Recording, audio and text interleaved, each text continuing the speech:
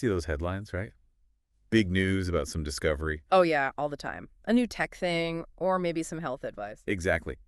And then you think about the actual, the research paper behind it. Right, the ones locked away in journals, Yeah. super dense methods sections. Yeah, those. So you've got the quick headline and the detailed research. Both want to inform, but, well, what makes one truly solid? That's the key question, isn't it? And that's really what we're digging into today. Because we're just flooded with info constantly. Absolutely. And knowing how to tell the difference between, solid ground and maybe something a bit shaky, it's crucial. More important than ever. A summary is useful, sure, but getting the fundamentals of good research, that helps you become a much sharper consumer of information. Exactly. Power to the reader, or the listener in this case. So for this deep dive, we're leaning on fundamentals of quantitative research design. Sounds a bit academic, maybe? A little, maybe. But the core idea is simple. Yeah, our mission is just to unpack what makes research good. What are those essential ingredients? And it's not just for academics writing papers, it's really for anyone who wants to evaluate the information they come across, to trust it. Okay, so this source, it gives us a pretty clear framework. 3 key things. That's right, 3 main characteristics. It needs to be systematic, valid, and reliable. Systematic, valid, reliable. Got it. And by exploring these, you, the listener, you get this kind of mental toolkit for looking at claims, studies, whatever comes your way. A toolkit. I like Yeah. that. So these 3 pillars, they're like the foundation for credible findings. Precisely. They're non-negotiables, really. Each one adds something vital. All right, let's start with the first one then. Systematic. Mm. What does the source say that means in a research context? Well, it describes it as a systematic process. So it's about having a deliberate plan Okay. A plan for what? for collecting data, analyzing it, all aimed at answering a specific question or solving a specific problem you've identified up front. Ah, so it's not like just reading a news article, which might show data, but doesn't necessarily follow that same kind of structured investigation path. Exactly. There's a defined method. What are some of those typical steps mentioned? Okay, the source lays out a sequence. First, you got to clearly pin down the problem. What are you actually investigating? Makes sense. Step 1. Then you do a literature review. Basically, see what's already known. Crucial step. Don't reinvent the wheel. Right. Build on what's there. After that, you plan how you'll collect your data. Then actually collect it. The hands-on part. Then you analyze that data rigorously. Yeah. And finally, you draw conclusions based only on that analysis. It's like a documented journey. A documented, planned journey. That structure, that's what really sets research apart from just, say, casual observation or someone's opinion. Provides transparency too, right? You can see how they got from A to B. Exactly, an auditable trail. Yeah. And the source also notes there can be variations within this systematic approach, depending on the goal. Yeah, that's right. It mentions, like, if you're testing a specific hypothesis, trying to prove or disprove an idea you already have, or if you're exploring a broader research question, just trying to understand something new. So the basic steps are there, but maybe the focus shifts a bit. Right. Like, hypothesis testing probably needs a super detailed data analysis plan from the get-go. Exploratory research might be a bit more, well, exploratory in the analysis phase. Okay, that covers systematic, structured, planned, documented. What's pillar number 2? Validity. We hear that word a lot. What's the research spin on it? The source defines it as the overall capability of being justified. Justified, meaning? In the strength, the legitimacy of the whole research project, from the question you started with all the way to the conclusion you draw. And it's not just a yes-no thing, like valid or not valid. No, exactly. It's more of a spectrum. How much justification is there? How strong is the claim? Okay. And the source breaks validity down further, right? Into 2 types. It does. Internal validity and external validity. Crucial distinction. Let's tackle internal first. What's that about? Internal validity. That seems to be all about the cause and effect relationship within the study itself. Okay. So if you're claiming that, let's say, program A caused outcome B, how sure can you be that it was really A and not some other hidden factor? Right. Did A cause B, or did they just happen around the same time? The book uses that smoking and lung cancer example. It really shows how complex pinning down cause and effect can be. It's a classic example. Even with overwhelming evidence, the source reminds us there could be other potential factors, maybe genetics or environment, things we call confounding variables. Stuff that muddies the water. Exactly. So high internal validity means you've done your best to rule out those other explanations. You're reasonably confident within your study's context that A did lead to B. So, like, if a study links exercise to better mood, high internal validity means they tried to control for diet, sleep, other things that affect mood. Precisely, to isolate the effect of the exercise itself in that specific group. Okay, that makes sense. So what about the other type? External validity. External validity shifts the focus outwards. It's about generalizability. Generalizability, meaning, Can you take the findings from your specific study and apply them to other people, other places, other times? okay, so back to that teaching method example. If it works great in one specific classroom, Yeah, with those students, that teacher, that school. can you expect it to work just as well in a completely different school, different kids, different resources? That's the question of external validity. The source gives a similar example with a medical treatment working in one clinic. Does it work elsewhere with different patients, different healthcare system? Right, and it highlights this potential tension. Sometimes to get really high internal validity, you control things so tightly. Like in a lab. Exactly. But then it might be harder to say if those findings hold up in the messy real world. That's lower external validity. That makes sense. We naturally want to generalize, don't we? If it worked there, it'll work here. We do. But good research makes us pause and ask, how far can we actually generalize this finding?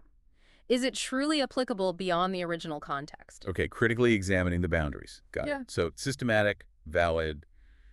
What's the third pillar? Reliability. Reliability. Okay. The source uses some nice analogies here to start. Yeah, I liked those. A reliable car starts every time, runs consistently. Or a reliable partner, consistent behavior, dependable. Both analogies get at that core idea: consistency, dependability. So how does that translate to research? Well, the source frames research reliability as consistency in a few ways. Consistency between what you expect and what you find, consistency in your methods, and consistency in how you interpret results. Okay, consistency across the board. And like validity, this also have internal and external flavors. It does. Let's start with internal reliability, sometimes called internal consistency. Right. What's the focus there? It's about consistency within the research process itself. Are your measurement tools giving stable results? If you have multiple people coding data, are they doing it the same way? Okay. So consistency in how you measure, how you analyze. Exactly. The book gives that example of the inconsistent grader. Oh, yeah, the one whose mood affects the scores they give. Right. If how you collect or score your data changes based on, whether you had coffee that morning, your results aren't reliable, they're jumpy. So low internal reliability.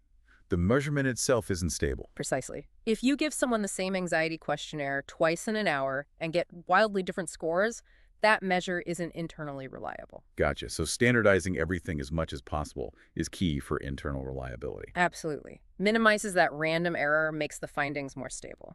Okay, that makes perfect sense. Now, what about the other side, external reliability? External reliability is basically about replicability. Replicability. Can someone else do what you did and get similar results? That's the core idea. If another researcher follows your exact steps, your methodology, will they find roughly the same thing? The source had that funny example here, the marker from Mars. Yeah, that was a good one. A perfect illustration of poor external reliability. Right. If you claim you found a Martian artifact, but there's no way for anyone else to independently verify it or repeat the discovery, then the claim isn't externally reliable. It highlights why clear, detailed method sections are so important in research papers. Transparency is key. so others can try to replicate it. Exactly. Now, the source does add a caveat, especially for fields like social sciences. Because human behavior is complicated. Super complicated, and context matters hugely.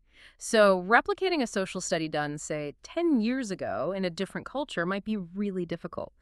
Not because the original study was bad, but because the context has changed. So perfect replication isn't always feasible, especially with people. Right. But the principle of transparency and trying to achieve similar results under similar conditions still holds.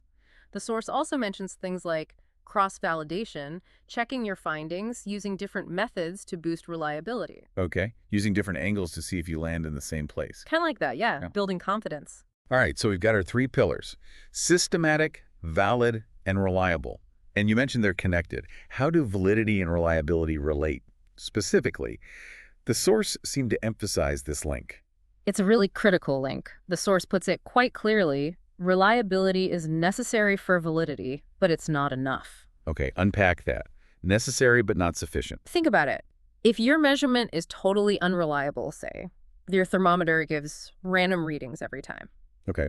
can you make any valid claims about the actual temperature? No, right. The measurement is meaningless noise. Right. If the tool is broken, the reading doesn't tell you anything real. Exactly.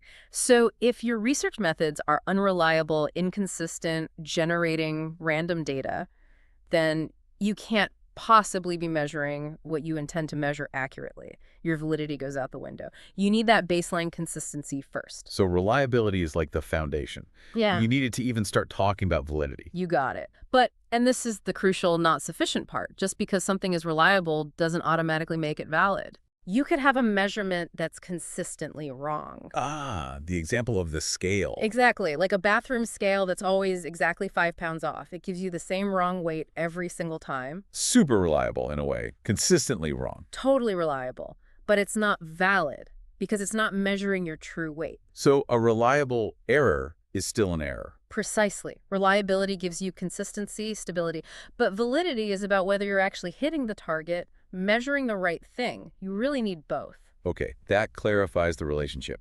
Reliability first, then you assess validity. Makes sense.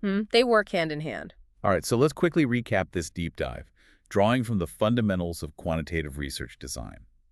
Good research needs that systematic, structured approach. Check. A clear plan. It needs to be valid, meaning its claims are justified, both internally in terms of cause and effect, and externally in terms of generalizability. Double check.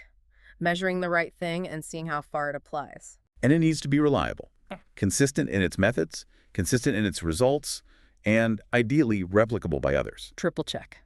Dependable and repeatable. And understanding these three, systematic, valid, reliable, it gives you, the listener, that toolkit we talked about. Yeah, a way to look critically at information, to ask smarter questions, to move beyond just taking claims at face value. It empowers you to gauge the quality behind the headlines or the recommendations or whatever info you're getting. Absolutely. Okay, so here's something to chew on as we wrap up. Now that you've got this framework, systematic, valid, reliable, firmly in mind, how might that change how you look at the information you run into every day? Yeah, think about it. News reports, stuff you see on social media, even advice from friends. Will you start asking different questions? Will you look for clues about how systematic, how valid, how reliable that information source might actually be? Something to think about.